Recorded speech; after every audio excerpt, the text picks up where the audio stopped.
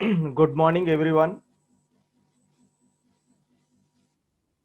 Till now, I discussed all the concepts of first unit. First unit is completed. Now, coming to second unit. The concepts in second unit are unit name process management. Here, I'm going to cover all these concepts. First one, process concept, the process state diagram, process control block, process scheduling queues, schedulers, operations on processes, inter-process communication, threading issues, scheduling basic concepts, scheduling criteria, and finally, scheduling algorithms. If my voice is audible, Yes, sir. okay, thank you.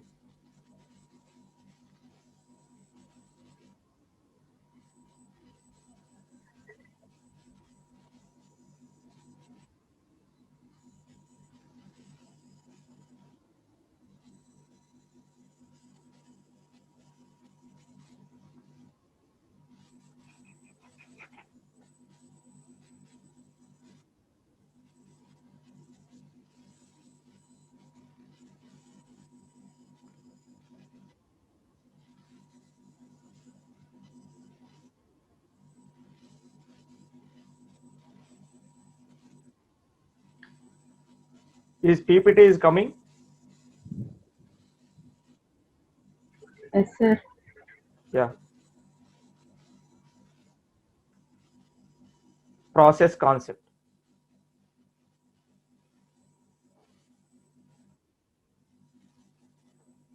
In this process, in this third chapter, I am going to cover what is process concept, process scheduling, operations on processes, inter-process communication, examples of inter-process communication systems. What is IPC? Inter-process communication and communication in client-server systems.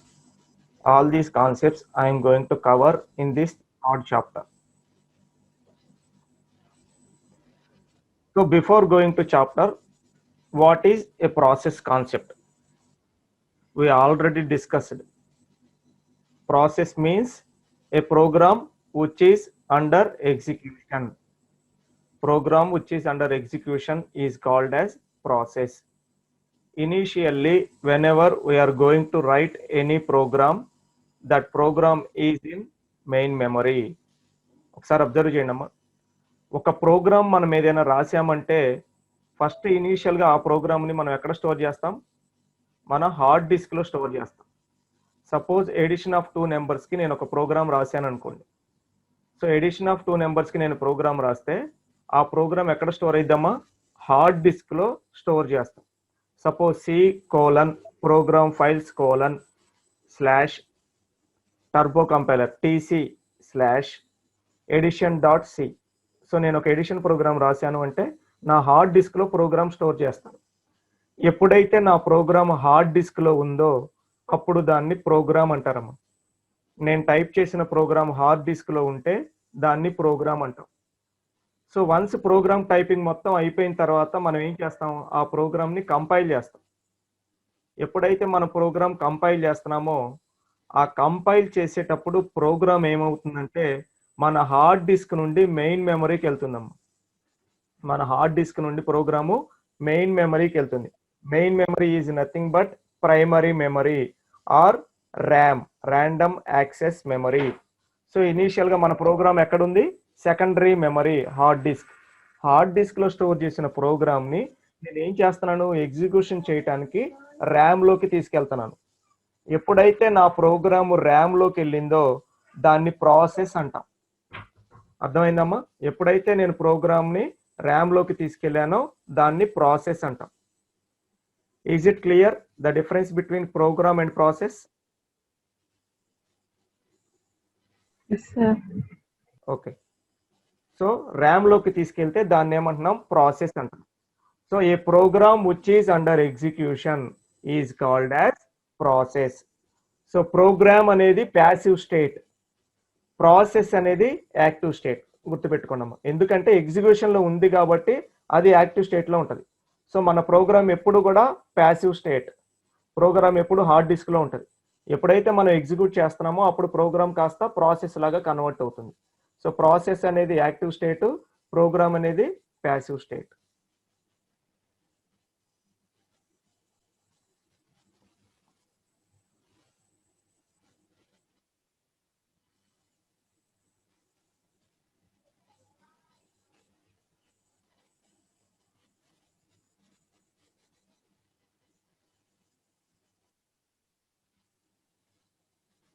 Next,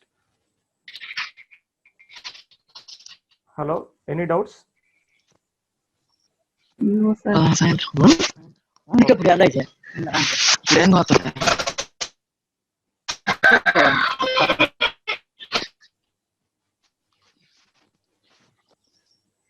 Till people are joining, please join before after 10 minutes. I am going to log the session every day after 9:10. I am going to log the session. Please join as early as possible. Whenever I am going to admit all you people, మీరు లేట్గా join అవుతూ ఉంటే మీకు problem create అవుతుంది. Please ఫాస్ట్గా join అవ్వండి, ఎందుకంటే already join అయిన వాళ్ళకి డిస్టర్బెన్స్ క్రియేట్ అవుతుంది. Please join fast. I'm going to log at 9:10. Next, process scheduling. Coming to process scheduling, suppose మనం ఒక మల్టీ ప్రాసెసింగ్ సిస్టమ్ యూజ్ చేస్తున్నాం అనుకోండి. మన దగ్గర ఒక 100 ప్రాసెస్లు ఉన్నాయి. సో ఒకదాని తర్వాత ఒక ప్రాసెస్ని మనం ఎగ్జిక్యూట్ చేయాలి. సో అలా ఎగ్జిక్యూట్ చేసేటప్పుడు కంపల్సరీగా ప్రాసెస్ని మనం షెడ్యూల్ చేసుకోవాలి. అలా షెడ్యూల్ చేసుకోవాలి అంటే ప్రాసెస్ టైంని బేస్ చేసుకొని ఒక్కొక్క ప్రాసెస్ క్యూలోకి వెళ్దాం. సపోజ్ మనం ఏదైనా థియేటర్కి వెళ్ళామనుకోండి, టికెట్స్ తీసుకోవాలి లైన్లో నిలబడి. సో టికెట్స్ తీసుకునేటప్పుడు ఏం చేస్తాం, ఎవరైతే ఫస్ట్ వెళ్ళారో వాళ్ళకి టికెట్ అసైన్ అవుతుంది. సో అలానే సిపియు దగ్గరికి రిక్వెస్ట్ ఏ ప్రాసెస్ నుండి ఫస్ట్ వచ్చిందో ఆ ప్రాసెస్ సిపియు దగ్గర ఎగ్జిక్యూషన్లో ఉంటుంది. రిమైనింగ్ ప్రాసెస్లన్నీ 1 by 1 వెయిటింగ్కి వెళ్తూ ఉంటాయి క్యూలో. సో ఒక ప్రాసెస్ కంప్లీట్ అవగానే నెక్స్ట్ ప్రాసెస్కి సిపియు టైం అలొకేట్ చేస్తుంది. సో ఆ ప్రాసెస్ ఎగ్జిక్యూట్ అయింది. అలా స్టెప్ బై స్టెప్ ప్రాసెస్ని మనం ఏం చేయాలి, షెడ్యూలింగ్ చేయాలి. ఒక ప్రాసెస్ కంప్లీట్ అయితే నెక్స్ట్ ప్రాసెస్. సో ఇక్కడ సిపియు దగ్గర ఎట్ ఏ టైము ఒక ప్రాసెస్ ఎగ్జిక్యూట్ అవుతుంది. సో ఒక సిపియు ఉంటే. సో మనం మల్టీ ప్రాసెసింగ్ సిస్టమ్ వాడుతున్నాం కాబట్టి మీరు వినే ఉంటారు, dual core processor, multi core processor, octa core processor. So ఆ డిఫరెంట్ ప్రాసెస్లు ఉంటాయి కాబట్టి మనం మల్టిపుల్ ప్రాసెస్ని ఎట్ ఎ టైం ఎగ్జిక్యూట్ చేయగలం. అంటే అక్కడ డిఫరెంట్ సిపియూస్ ఉన్నాయి. సో ఒక సిపియు ఎట్ ఏ టైం ఒక ప్రాసెస్ని ఎగ్జిక్యూట్ చేసిద్ది. మిగతా ప్రాసెస్లన్నింటినీ మనం ఏం చేస్తామంటే షెడ్యూల్ చేస్తాం.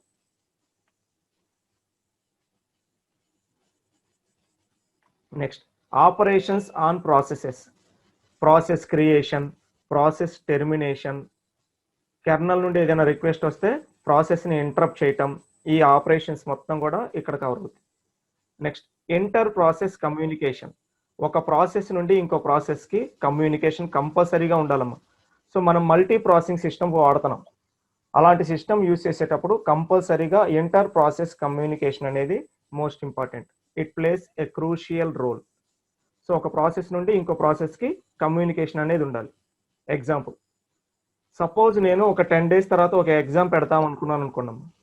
ఆ నేను ఎగ్జామ్ పెడతాను అనుకునే కండిషన్ని నేను కంపల్సరీగా మీకు ఏం చేయాలి, మీకు డిస్ప్లే చేయాలి, మీకు ఇంటిమేట్ చేయాలి. సో నేను ఏం చేస్తున్నాను, ఈచ్ అండ్ ఎవ్రీ పర్సన్కి ఇంటిమేట్ చేయలేకపోవచ్చు కాబట్టి నేను ఏం చేస్తున్నాను, సిఆర్కి చెప్తున్నాను. సో సిఆర్ ఏం చేస్తుంది, మీ అందరికీ కమ్యూనికేట్ చేస్తున్నారు. సిఆర్ ఎవరైతే ఉన్నారో ఆ పర్సన్ మీ అందరికీ కమ్యూనికేట్ చేస్తారు.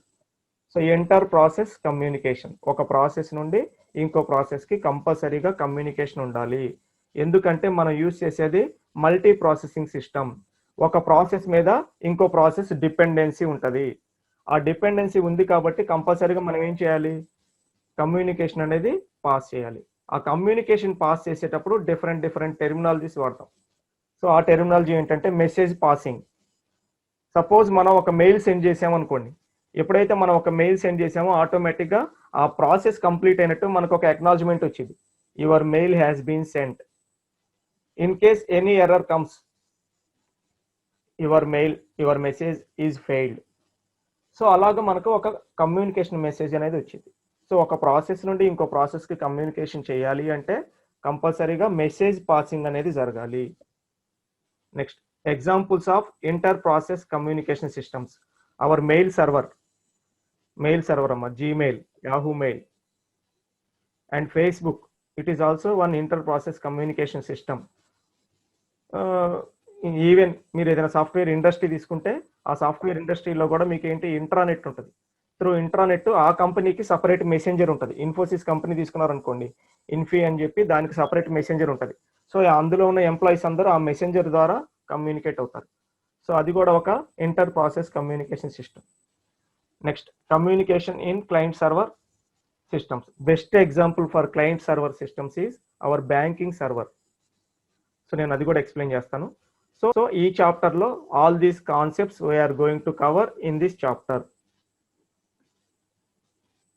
Next, coming to objectives. The objectives are to introduce the notion of a process.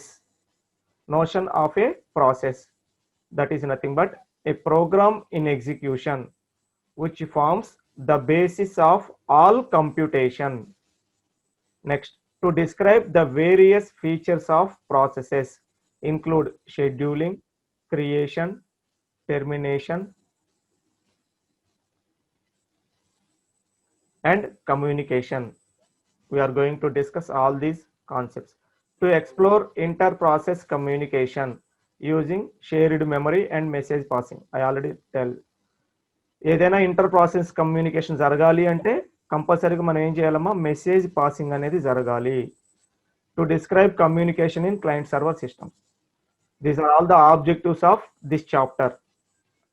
Next, process concept. An operating system executes a variety of programs. మనం ఇందాక చెప్పుకున్నట్టు ప్రాసెస్ అండ్ ప్రోగ్రామ్ అబ్జర్వ్ చేయండి.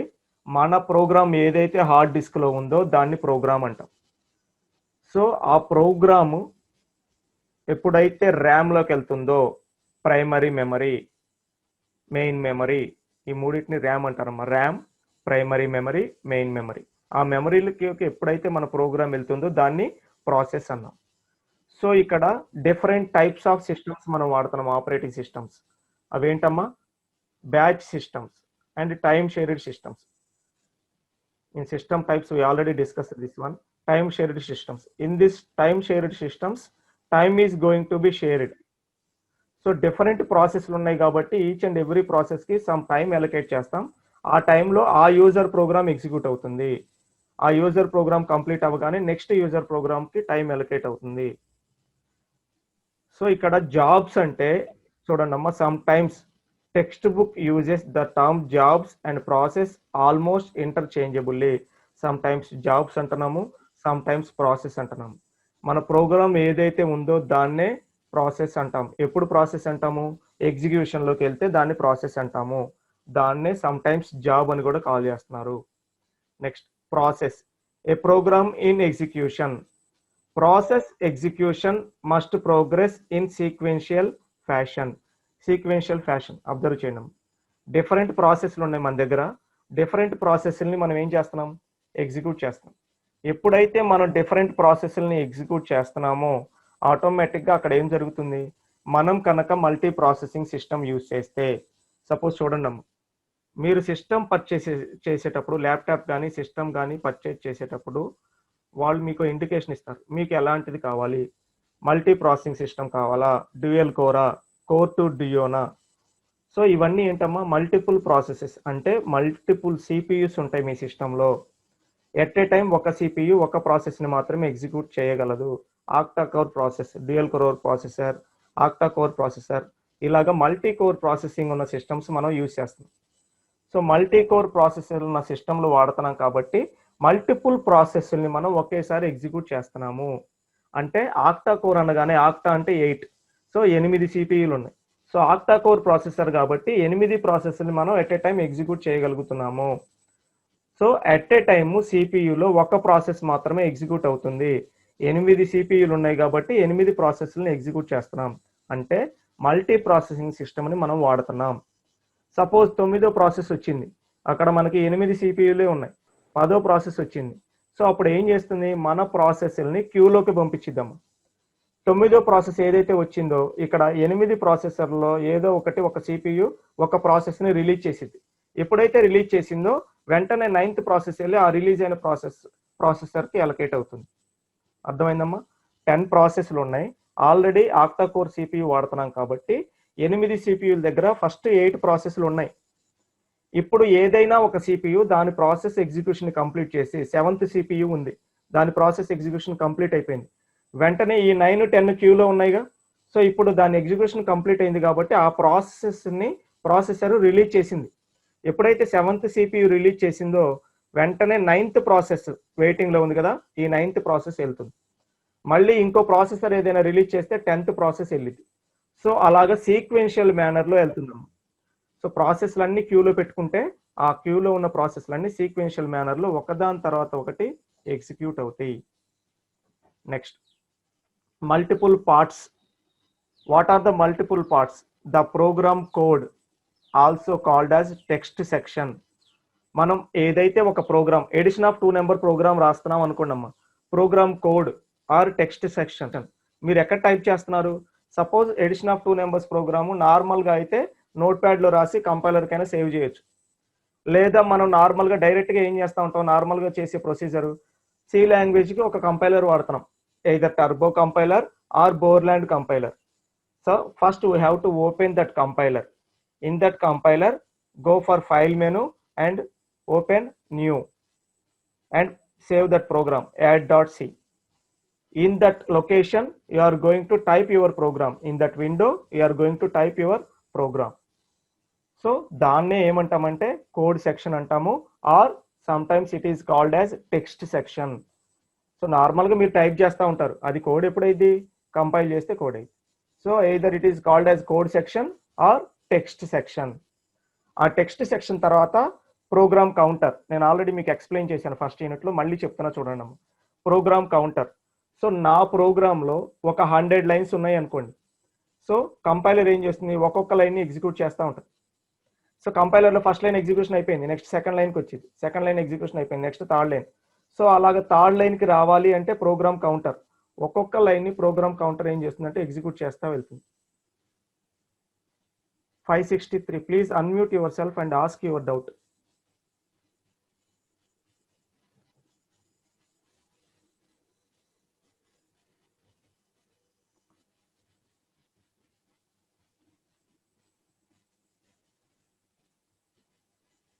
Hello, 563, please ask your doubt.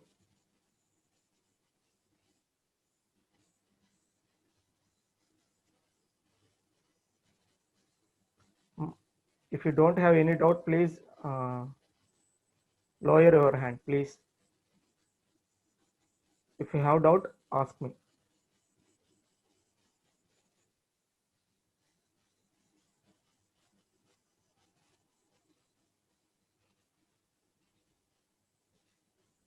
Okay, no doubt.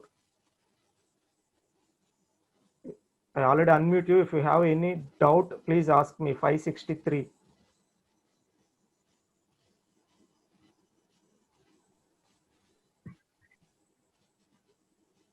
Hello.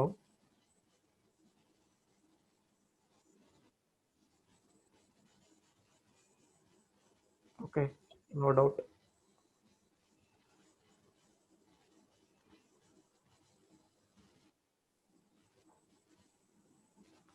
So program counter. So program counter ఏం చేస్తుందంటే మన దగ్గర ఒక 10 ప్రాసెస్లు ఉంటే, సో 10 లైన్స్ ఆఫ్ కోడ్ రాశాను.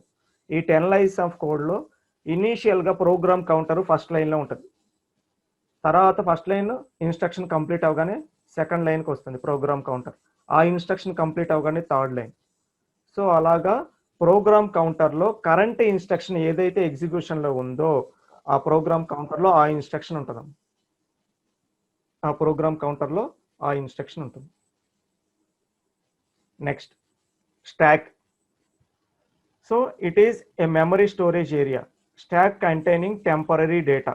సో మనం ఏదైనా ఒక ప్రోగ్రామ్ ఎగ్జిక్యూట్ చేస్తూ ఉంటే ఎగ్జిక్యూట్ చేసేటప్పుడు మన ప్రోగ్రామ్కి రిలేటెడ్గా ఉన్న functions and return addresses, local variables ఇవన్నీ కూడా స్టాక్లో స్టోర్ అవుతాయి. The related functions of any program, whatever we are going to execute, all these function parameters and return addresses and whatever may be the local variables. Suppose I am going to write addition of two numbers program. Here I am taking three variables a, b, c. All three variables memory location will be stored in stack. The data is stored in stack. So stack containing temporary data. Next, coming to data section. In this data section, whatever may be the global variables, sometimes we are going to declare some global variables. All these global variables will be stored in data section. Next, heap containing memory dynamically allocated during runtime. Suppose addition of two numbers program నేను రాస్తున్నాను, కానీ ఆ data run టైంలో తీసుకోవాల్సి వచ్చింది అనుకోండి. So input keyboard దగ్గర నుండి తీసుకుంటున్నాను. నేను ఎప్పుడైతే కీబోర్డ్ దగ్గర నుండి ఇన్పుట్ రన్ టైంలో తీసుకుంటున్నానో అలాంటప్పుడు ఆ రిలేటెడ్ మెమరీ మొత్తం కూడా ఎక్కడికి వెళ్తుందమ్మా, హీప్లోకి వెళ్తుంది. Till now if you have any doubts please rise your hand so that I will unmute you. I will explain your doubt. I will wait for 2 minutes. If you have any doubts, please raise your hands.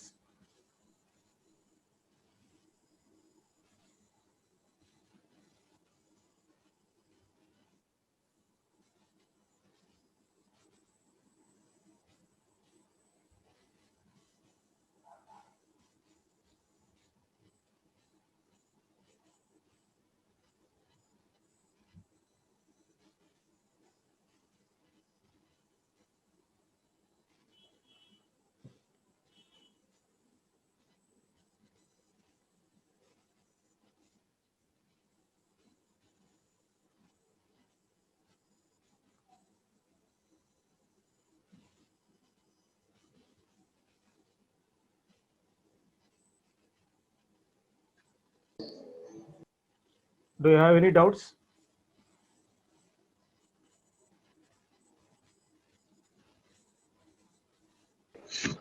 No, sir.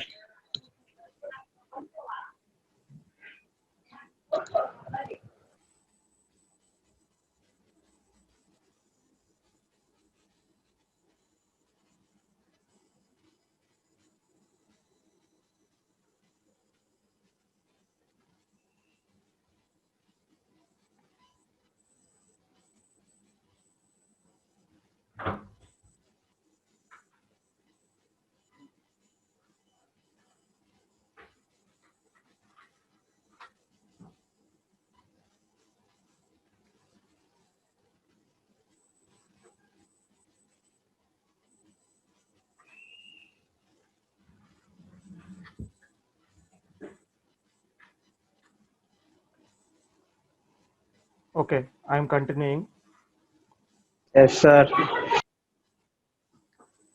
Next concept. Still people are admitting. Process concept continuation.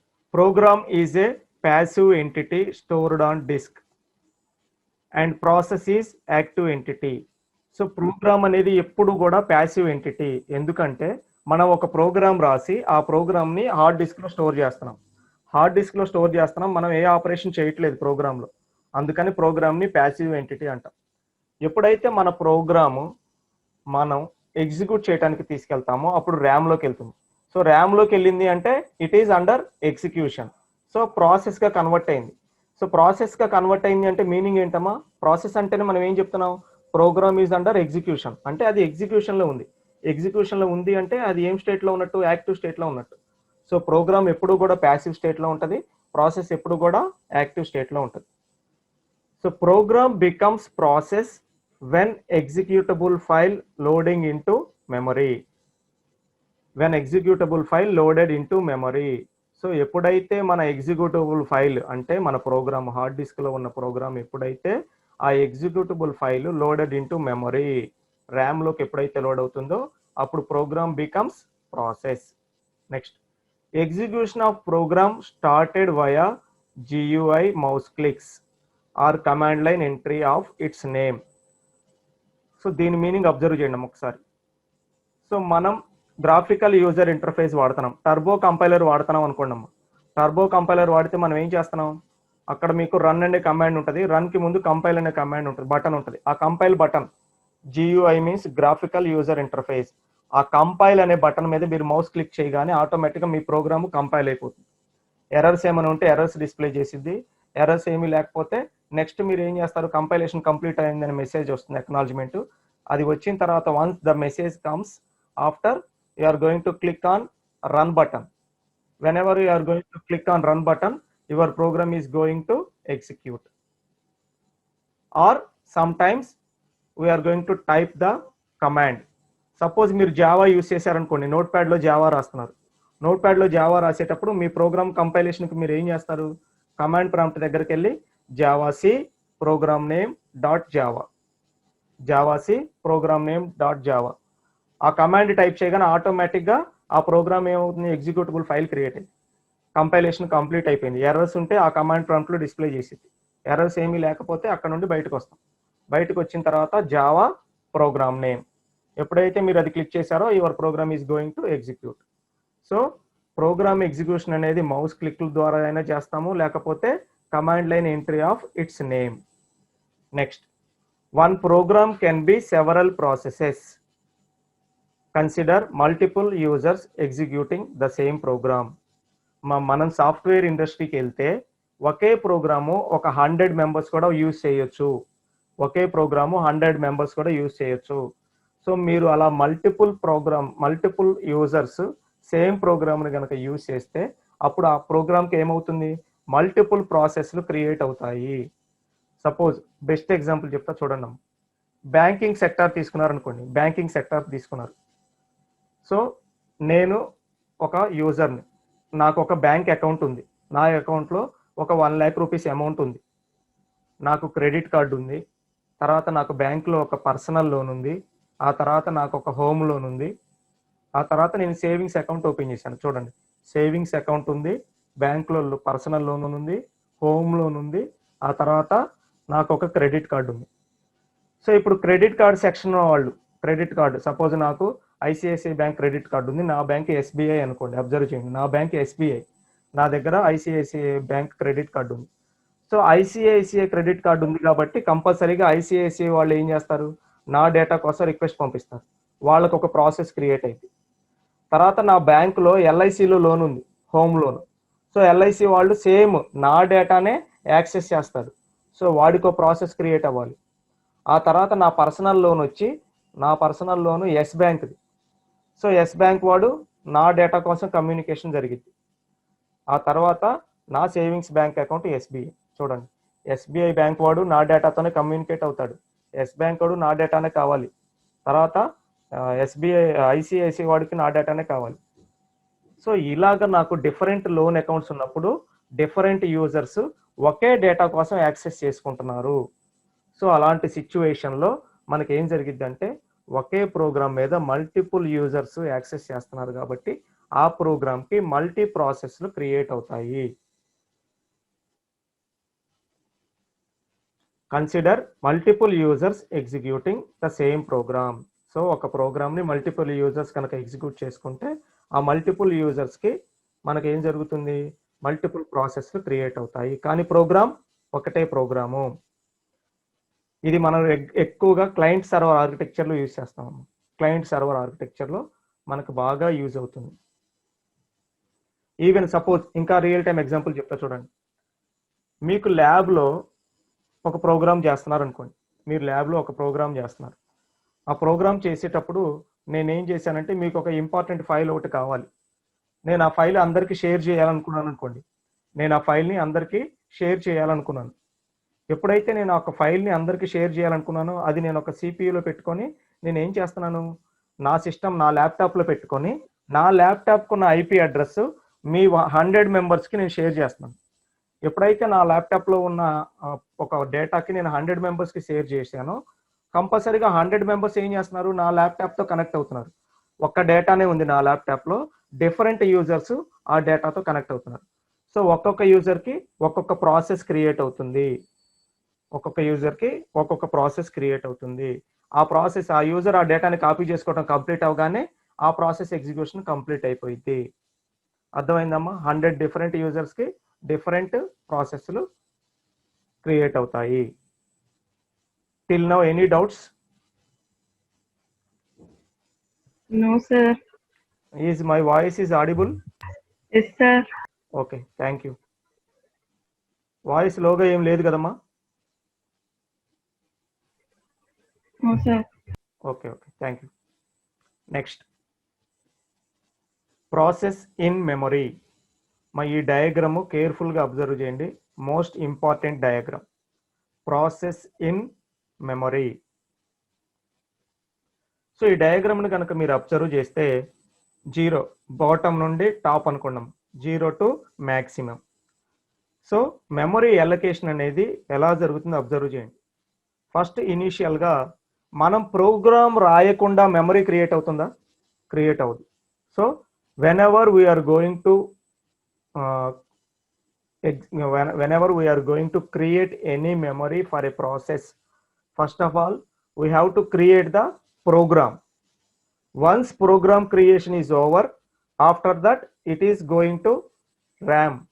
Whenever the program is stored or loaded in RAM, then that time it is called as process. So ఒక ప్రోగ్రామ్ని create చేసిన తర్వాత మాత్రమే అది execute చేస్తేనే అది process అవుతుంది. So ప్రోగ్రామ్ని క్రియేట్ చేయాలి అంటే దానికి రిలేటెడ్గా మనం ఏం చేయాలి? కోడింగ్ రాయాలి. సో కోడింగ్, మనం ఏదైతే కోడింగ్ రాస్తున్నామో ఆ కోడ్ మొత్తం కూడా ఎక్కడ ఉంటుందమ్మా మీ ప్రోగ్రాంలో? ఈ టెక్స్ట్ సెక్షన్ ఏదైతే ఉందో ఆ టెక్స్ట్ సెక్షన్లో మీ ప్రోగ్రామ్ ఉంటుంది. ప్రోగ్రామ్ రాసాం, ప్రోగ్రామ్ రాసిన తర్వాత ప్రోగ్రామ్ని మనం కంపైల్ చేస్తున్నాం.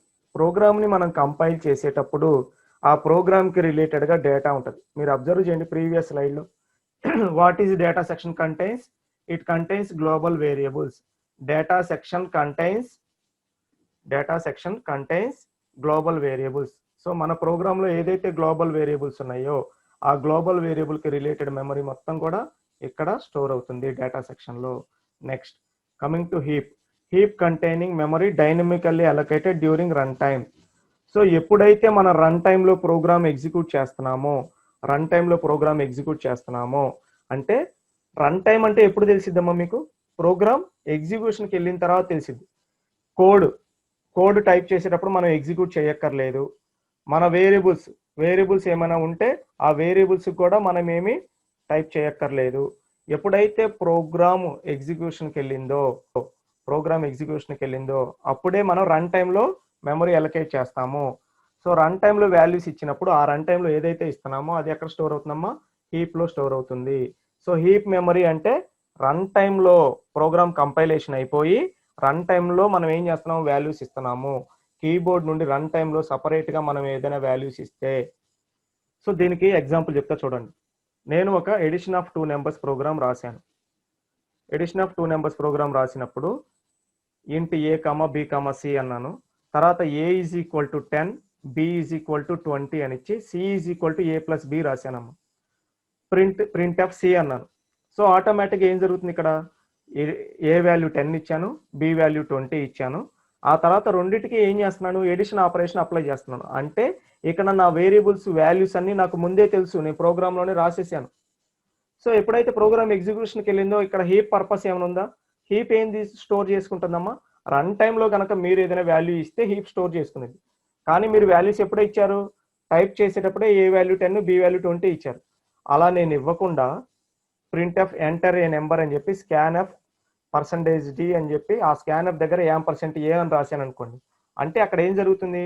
నేను రన్ టైంలో ఏకి వాల్యూ ఇస్తాను. నేను ఎగ్జిక్యూట్ చేసేటప్పుడు ఏకి 30 ఇచ్చాను అనుకోండి. అప్పుడు ఏకి ఒక మెమరీ ఇచ్చాం కదా, అప్పుడు ఆ మెమరీ అంటే రన్ టైంలో వాల్యూస్ ఇస్తున్నాం కాబట్టి ఆ మెమరీ హీప్లో స్టోర్ అయ్యిద్ది. ఇంట్ ఏ ఈజ్ ఈక్వల్ టు 10 అంటే అది హీప్లో స్టోర్ అవ్వదు. ఇంట్ ఏ అని చెప్పి స్కాన్ఎఫ్ రాసి మనం మెమరీ రన్ టైంలో కనుక ఎలకేట్ చేస్తే అప్పుడే అది హీప్ స్టోర్ అవుతుంది. అర్థమైందమ్మా? నార్మల్ డేటాకి హీప్కి డిఫరెన్స్. నార్మల్ డేటా అంటే మీరు ఏదైతే వేరియబుల్స్ ఇస్తున్నారో ఆ వేరియబుల్స్కి డేటా నార్మల్ డేటాలో ఉంటుంది. రన్ టైంలో ఏదైతే వాల్యూస్ ఇస్తున్నారో ఆ డేటా హీప్లో ఉంటుంది. తర్వాత స్టాక్, ఏమైతే ఆపరేషన్స్ ఉన్నాయో స్టాక్లో ఏమున్నాయి అబ్జర్వ్ చేయండి.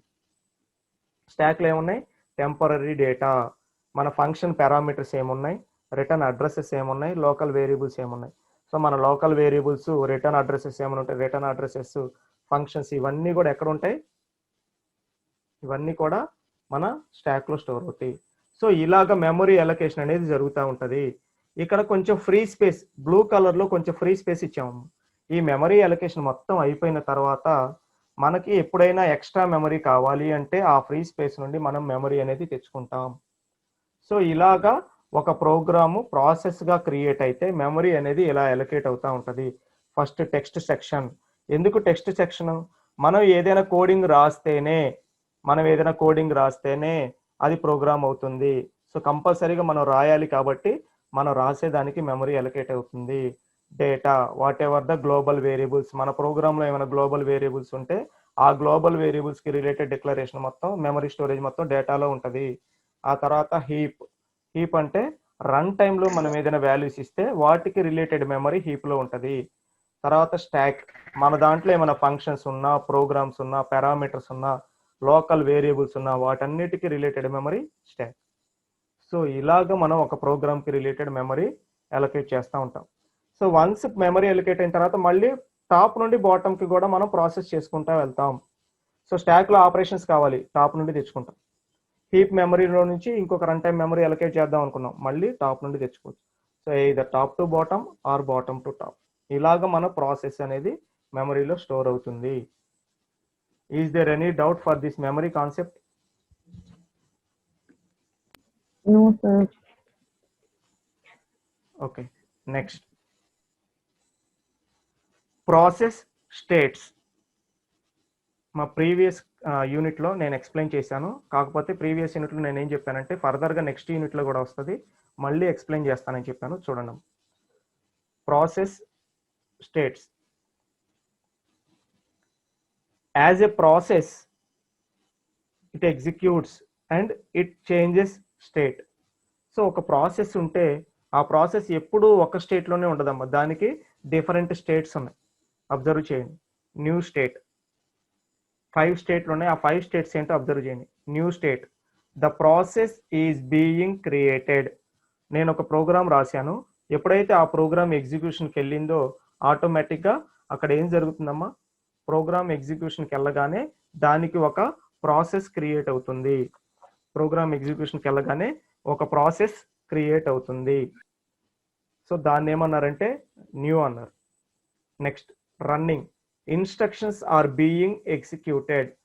ప్రాసెస్ ఎగ్జిక్యూషన్ స్టేట్లో ఉంటే దాన్ని రన్నింగ్ అన్నారు. A process which is under execution then it is in running state. A process which is under execution then it is in running state.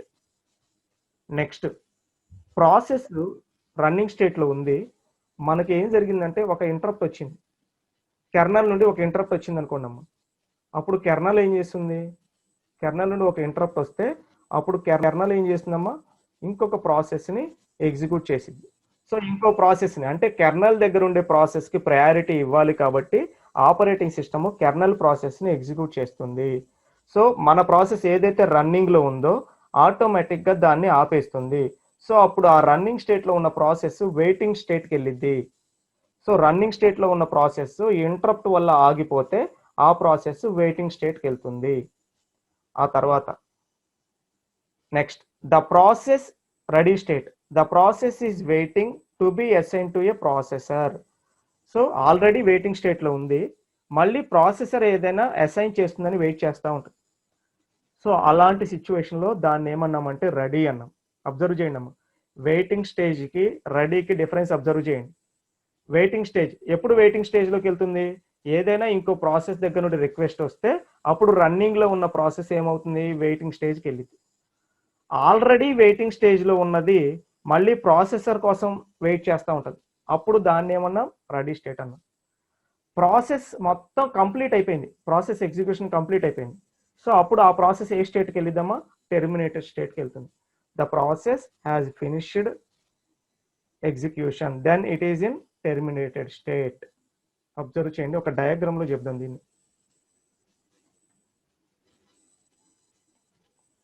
Diagram of process state, దీన్ని process state diagram అంటారు. Briefly explain about process state diagram. Important question, note చేసుకోండి, interviews లో కూడా అడుగుతారమ్మా. Briefly explain about process state diagram.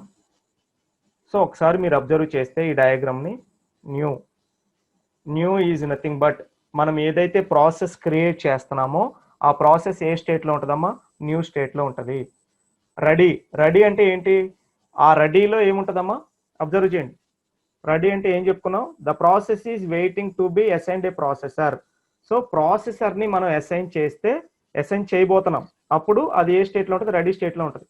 Process create చేసాము, process create చేసిన తర్వాత ఆ క్రియేట్ చేసిన ప్రాసెస్ని అడ్మిట్ చేస్తున్నాం. ఎక్కడ అడ్మిట్ చేస్తున్నాం, రెడీ స్టేట్లో అడ్మిట్ చేస్తున్నాం. ఎప్పుడైతే రెడీ స్టేట్లో ఉందో ఆటోమేటిక్గా సిపియు కోసం వెయిట్ చేస్తూ ఉంటుంది.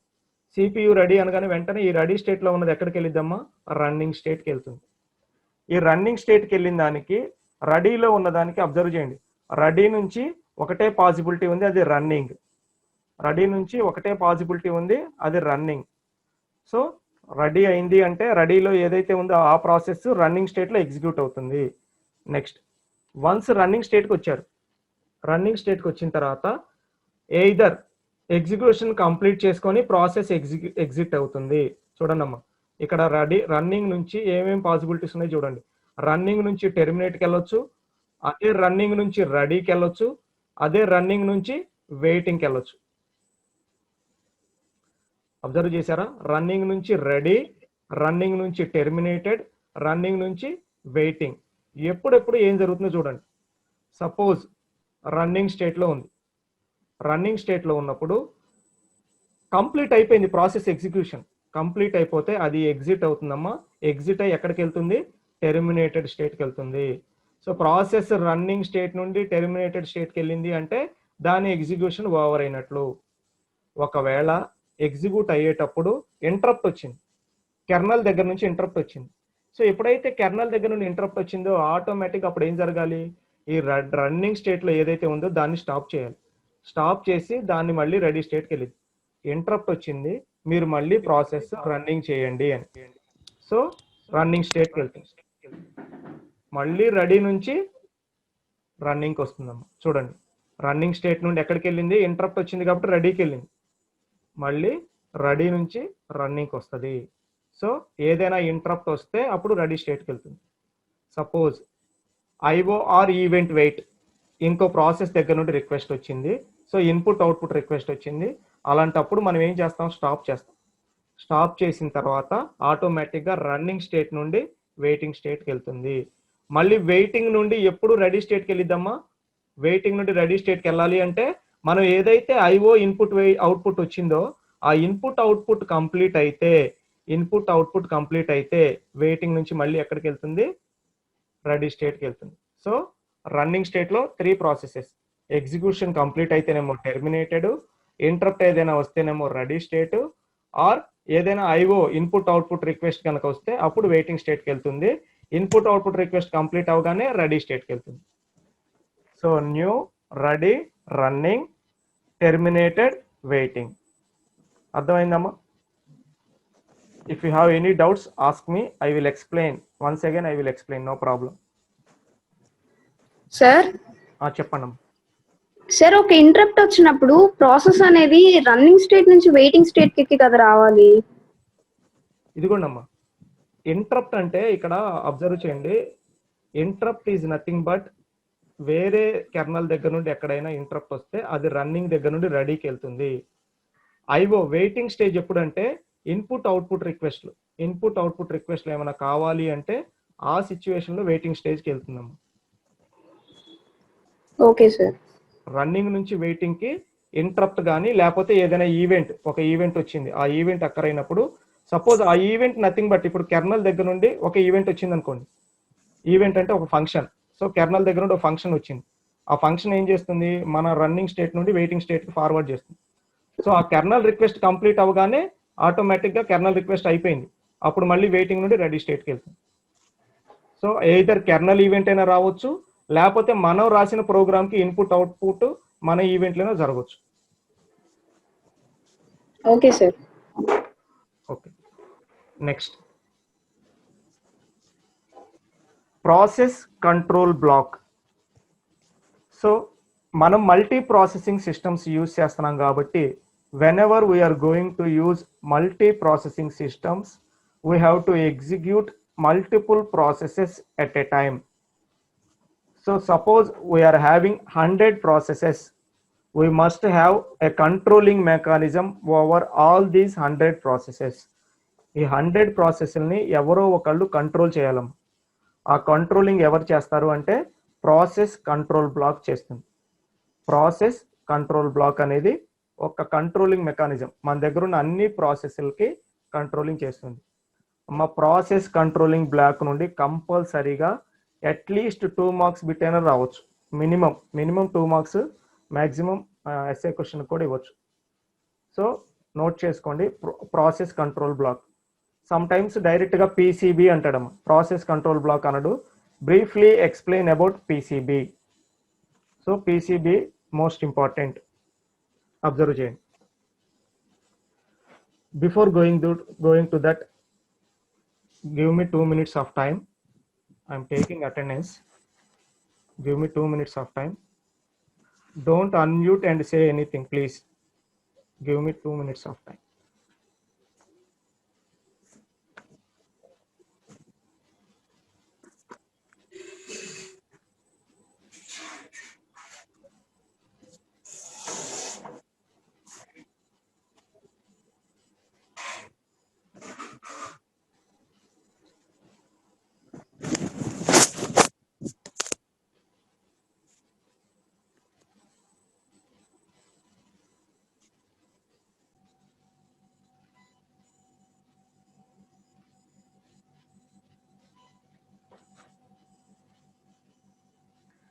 Now coming. Okay, attendance is over. Information process controlling block. What is a process controlling block? Information associated with each process, also called as task control block. Sometimes PCB is also called as task control block. మిమ్మల్ని confuse చేయాలి అంటే వాళ్ళు ఏం చేస్తారంటే briefly explain about task control block అంటారు. So ఈజీగా గుర్తుపెట్టుకోండి, process control block is nothing but task control block, because process is nothing but a task. Process is nothing but a task. So sometimes they will ask like this, briefly explain about task control block. Both are same, process control block and task control block. So ఒకసారి ఇక్కడ ఏమేమి ఉన్నాయో observe చేయండి. Process state ఇందాక మనం explain చేశాను. Process states new, ready, running, waiting, terminated. So present process ఏ స్టేట్లో ఉంది, ప్రాసెస్ ఈ 5 స్టేట్లో ఏ స్టేట్లో ఉందో తెలుసుకోవాలి అంటే process state. Next process number, నేను ఆల్రెడీ చెప్పాను, it is nothing but process ID. So each and every ప్రాసెస్కి ఒక ఐడి ఉంటుందమ్మా, like your roll number.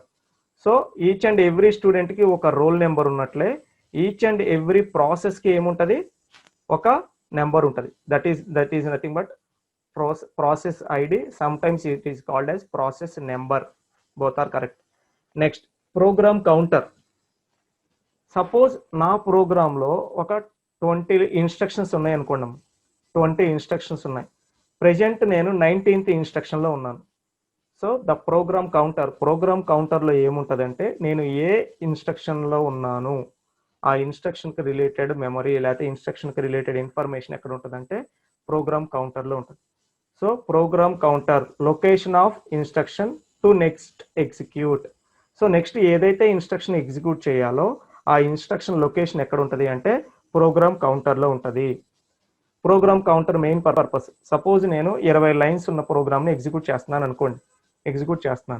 So compiler execute చేసేటప్పుడు ఏం జరిగిందంటే ఒక 10 లైన్స్ రీడ్ చేసింది, ఆటోమేటిక్గా కెర్నల్ దగ్గర నుండి ఒక రిక్వెస్ట్ వచ్చింది. ఎప్పుడైతే కెర్నల్ దగ్గర నుండి ఒక రిక్వెస్ట్ వచ్చిందో మన ఆపరేటింగ్ సిస్టమ్ ఏం చేసిద్దంటే ఆ కెర్నల్ ఈవెంట్ ఎగ్జిక్యూట్ చేయాలి కాబట్టి ఈ ప్రోగ్రామ్ ఏం చేసిద్దంటే రన్నింగ్ స్టేజ్ నుండి వెయిటింగ్ స్టేజ్కి పంపించింది. వెయిటింగ్ స్టేజ్కి పంపించి ఆ కెర్నల్ ఈవెంట్ ఏదైతే ఉందో ఆ కెర్నల్ ఈవెంట్ కంప్లీట్ అయిన తర్వాత ఎప్పుడైతే ఇది వెయిటింగ్ స్టేట్కి వెళ్ళిందో వెయిటింగ్ స్టేట్ నుండి మళ్ళీ ఎక్కడికి వెళ్ళాలి?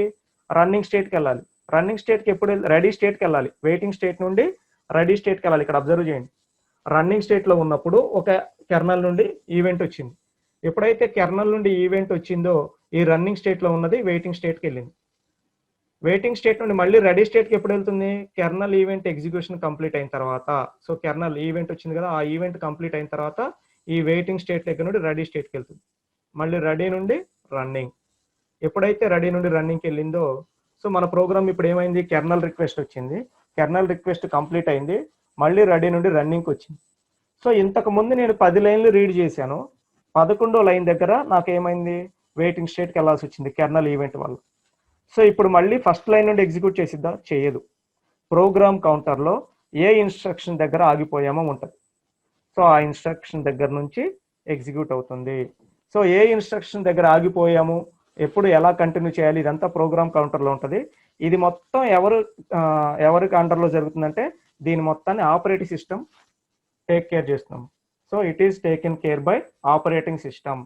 సో బ్యాక్గ్రౌండ్లో ఆపరేటింగ్ సిస్టమ్ చెక్ చేసుకునేది ఈ ప్రాసెస్కి ఏ ప్రోగ్రామ్ కౌంటర్లో ఉంది. సో అదంతా మీకు ఎలా తెలుస్తుంది? ప్రాసెస్ కంట్రోల్ బ్లాక్లో ఏముంది? Process state. సో ఇప్పుడు ఇది రన్నింగ్లో ఉందా, వెయిటింగ్లో ఉందా? ఎప్పుడైతే ఇక్కడ నుండి వెయిటింగ్ స్టేట్కి వెళ్ళిందో కెర్నల్ ఈవెంట్ వచ్చిందో ఆటోమేటిక్గా ఇది వెయిటింగ్ స్టేట్కి వెళ్తుంది. సో ప్రాసెస్ స్టేట్ ఏమైపోతుంది? వెయిటింగ్కి కన్వర్ట్ అయింది. మళ్ళీ రెడీ నుండి రన్నింగ్కి వచ్చింది, ఆటోమేటిక్గా దీని స్టేట్ ఏమవుతుంది? రన్నింగ్కి వస్తుంది. రన్నింగ్కి వచ్చినప్పుడు program counter, previous program counter ఎక్కడ స్టాప్ అయింది? 10th లైన్ దగ్గర స్టాప్ అయింది. సో అక్కడ నుండి ఎగ్జిక్యూట్ చేయండి. Next CPU registers. It contains of all processes centric registers. మా హర్రీ బర్రీ ఏం లేదు, ఈ process control block I'm going to explain tomorrow also. Just for the time being you just observe because time is it is going to complete within 1 minute, no problem. Tomorrow I will start this process control block and I will explain again. So రిజిస్టర్లో ఏముంటుందమ్మా? మన variables ఇంట్ a comma b comma C అని అనుకోండి suppose. So ఈ 3 వేరియబుల్స్కి 2 bytes memory allocate చేయాలి. C లాంగ్వేజ్లో integer అంటే 2 bytes. మళ్ళీ మీరు జావాకి వెళ్ళారనుకోండి, జావా కంపైలర్కి వెళ్తే ఇంటీజర్ అంటే 4 bytes. So compiler to compiler అంటే లాంగ్వేజ్ టు లాంగ్వేజ్ మెమరీ అనేది మారిపోతూ ఉంటుంది. సో సి లాంగ్వేజ్ వాడుతున్నారు కాబట్టి మీరు సి కంపైలర్ వాడుతున్నారు అని ఆపరేటింగ్ సిస్టమ్కి తెలుసు కాబట్టి operating system 2 bytes memory allocate చేస్తుంది. జావా కంపైలర్ వాడితే operating system 4 bytes memory allocate చేస్తుంది. సో సి అనుకుంటే 3 వేరియబుల్స్ మెమరీ ఎక్కడ స్టోర్ అవుతుంది అంటే రిజిస్టర్లో స్టోర్ అవుతుంది. 3 × 2 bytes 6 bytes మెమరీ ఎక్కడ స్టోర్ అయిద్దమ్మా? రిజిస్టర్లో స్టోర్ అవుతుంది. Register contents of all process centric registers. Next CPU scheduling information, priorities, scheduling, queue pointers. So ఇవన్నీ మీకు CPU షెడ్యూలింగ్ అల్గారిథమ్స్ వస్తాయి. ఈ యూనిట్లో లాస్ట్ కాన్సెప్ట్ అది. ఆ షెడ్యూలింగ్ అల్గారిథమ్స్ చెప్పినప్పుడు దేనికి ఏ ప్రయారిటీ ఇవ్వాలి, ఏ ప్రాసెస్ క్యూలో ఉండాలి, ఏ ప్రాసెస్ ఎగ్జిక్యూట్ అవ్వాలి, అది మొత్తం కూడా షెడ్యూలింగ్ అల్గారిథమ్స్లో నేను క్లియర్గా మీకు ఎక్స్ప్లెయిన్ చేస్తాను. ఈ యూనిట్ ఎండింగ్లో వస్తుంది. Next memory management information. Memory management already మనం చూసాము. మెమరీలో లోకల్ వేరియబుల్స్ ఏంటి, గ్లోబల్ వేరియబుల్స్ ఏంటి, ఏ వేరియబుల్ ఎక్కడ స్టోర్ అవ్వాలి, తర్వాత హీప్ ఏంటి, ఇవన్నీ కూడా మళ్ళీ నేను టుమారో ఎక్స్ప్లెయిన్ చేస్తాను. PCB ఎక్స్ప్లెయిన్ చేసి. Thank you one and all.